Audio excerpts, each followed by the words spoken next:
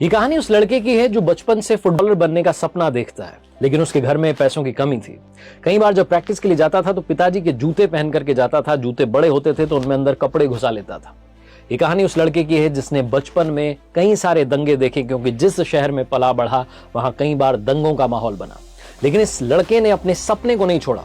इसके कमरे में एक पोस्टर लगा था खिलाड़ी का जिसका नाम है क्रिस्टियानो रोनाल्डो, और जिसे अपने बचपन से ही फेवरेट खिलाड़ी मानता है, अपना आइडल मानता है। उसी खिलाड़ी के नक्शे कदम पर चला और आज दुनिया में छा चुका है।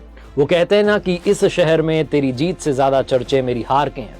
मैं बात कर रहा हूं किलियन एम्बापे की, जो कि फ्रांस में 20 दिसंबर 1998 को बॉन्डी शहर में पैदा हुए। वो शहर जिसे दंगों के लिए जाना जाता रहा है। पिछले कुछ सालों में वहां कई बड़े राइट्स जो है देखने को मिले, लेकिन इस सब के बीच में इस शहर से निकल करके आगे निकलता है किलियन एम्बापे और फुटबॉल वर्ल्ड में छा जाता है। यहां तक कि जब अर्जेंटीना बनाम फ्रांस फाइनल होने वाला था तो दुनिया ने कहा कि ये अर्जेंटीना बनाम फ्रांस नहीं है, ये मेसी वर्सेस एम्बापे है। और जब फाइनल शुरू हुआ तो वाकई में दुनिया को समझ में आ गया कि क्यों ये मैच मेसी वर्सेस एम्बापे था। उनकी कहानी से क्या सीख सकते हैं, आइए उसी के बारे में बात करते हैं। मेरा नाम है आरजे कार्तिक, आप देख रहे हैं लर्निंग सीरीज सीखोगे नहीं तो जीतोगे कैसे। 2018 के फाइनल में भी एम्बापे ने गोल किया था, अपनी फ्रांस की टीम को जिताने में इंपॉर्टेंट रोल प्ले किया था। कमाल की बात यह रही है कि 1966 में इंग्लैंड के जॉ फर्स्ट ने हैट्रिक लगाई थी फाइनल मुकाबले में, और उनके बाद में दूसरे खिलाड़ी एम्बापे बने जिन्होंने की फाइनल मैच में गोल्स की हैट्रिक लगाई है। इस बार का जो 2022 का वर्ल्ड कप फाइनल था वो दुनिया अर्जेंटीना बनाम फ्रांस कह रही थी, लेकिन ये मेसी बनाम एम्बापे साबित हुआ है। कतर के लुसेल के आइकॉनिक स्टेडियम में जब ये मैच शुरू हुआ तो ऐसा लग रहा था कि अर्जेंटीना एक तरफा मुकाबले को लेकर के जा रही है।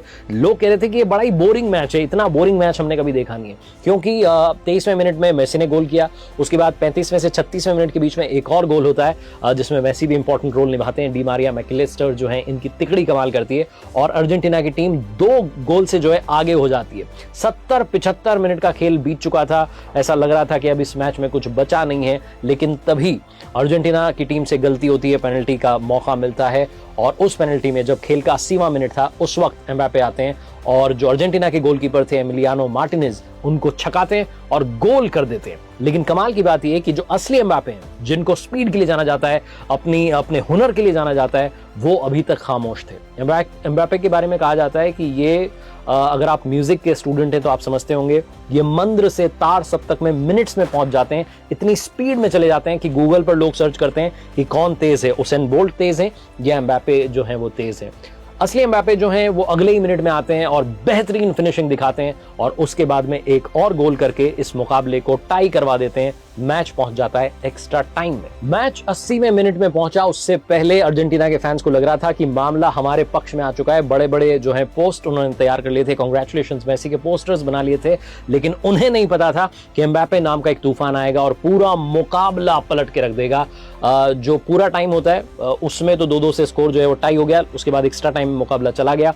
108वें मिनट में एक बार फिर से मेसी ने अपने फैंस को खुश होने का मौका दिया और गोल कर दिया। तो फ्रांस की टीम जो थी वो पिछड़ चुकी थी 2-3 से, लेकिन एम्बापे जो थे वो अभी भी अपनी स्पीड का कमाल दिखा रहे थे और 10 मिनट के बाद में ही उन्होंने फिर से मुकाबला 3-3 से टाई कर दिया। मेसी, डी मारिया, मैकलिस्टर और मार्टिनेज का जो एक तूफान था उसको शांत किया एम्बापे ने।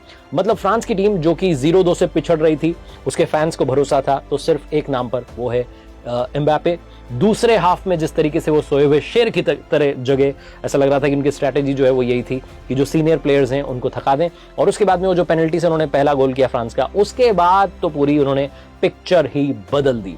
रोनाल्डो के फैन एम्बापे, उनके साथ में बस अफसोस ये रहा कि हैट्रिक वो काम नहीं आ पाई, वो जो 3 गोल उन्होंने किए वो काम नहीं आ पाए, क्योंकि मामला जब पेनल्टी शूटआउट में गया तो एम्बापे का जो शॉट था वो तो नहीं रोक पाया अर्जेंटीना के गोलकीपर, लेकिन बाकी जो उनके स्ट्राइकर्स थे उनके गोल्स को उन्होंने फेल कर दिया और इस तरीके से अर्जेंटीना मैच जीत गया।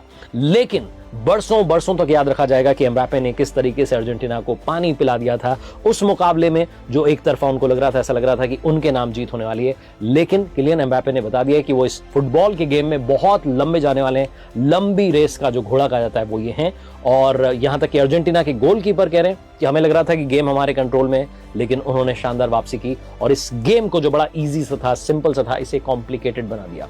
किलियन एम्बापे की लाइफ से, उनकी अब तक की इस जर्नी से मुझे सिर्फ एक चीज सीखने को मिलती है जो आज आपको बताना चाहता हूं, कि हार तब तक ना मानो जब तक कि आपकी हार ना हो जाए। इसीलिए जीवन के हर प्रयास में इसी सोच के साथ आगे बढ़िए कि जीत आपकी और सिर्फ आपकी होगी। देखते रहिए मेरे साथ हर सोमवार सुबह 9:30 बजे एक नई कहानी और हर शुक्रवार सुबह 9:30 बजे एक नया लर्निंग सीरीज का वीडियो। याद रखिए अब मैंने एक नया चैनल शुरू कर दिया जिसका नाम है आरजे कार्तिक एक्स्ट्रास, जहां मोटिवेशन के अलावा काफी सारा कंटेंट इंतजार कर रहा है।